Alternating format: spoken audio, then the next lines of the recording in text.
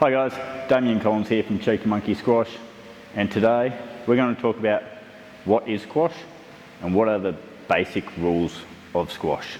I'm assuming that you might have just seen a squash game for the first time, you might have tried it with your mates once or twice, but you don't really understand what this game of squash is all about. Essentially, the game of squash for me, it's chess on legs. It's all mental. The whole game actually revolves around who controls this area of the court. Where the half court line and the short line meet, it makes a capital T, hence the reason it's named the T. Whoever controls the T controls the game. So the idea during play is to try to move your opponent into the corners, and while they're moving to the corners, you want to try to get to the tee. So what are some of the rules to squash?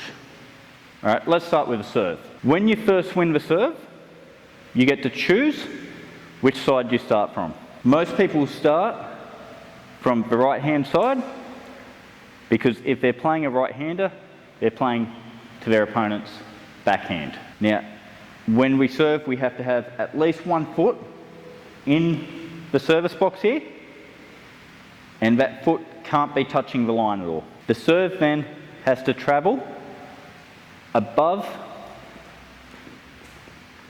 this middle line and below the very top line, and it has to go into the opponent's quarter of the court. You might see a lot of the more experienced players from the right side will step out and do a backhand serve.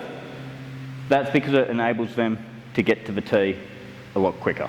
When we serve, as mentioned, we've got to have at least 1 foot in the box.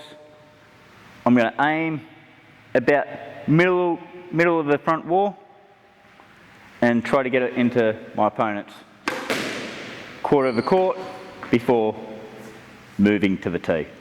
My opponent, who's receiving the serve, will stand in this quarter of the court and try to return the ball, hoping to get me off the tee as soon as possible.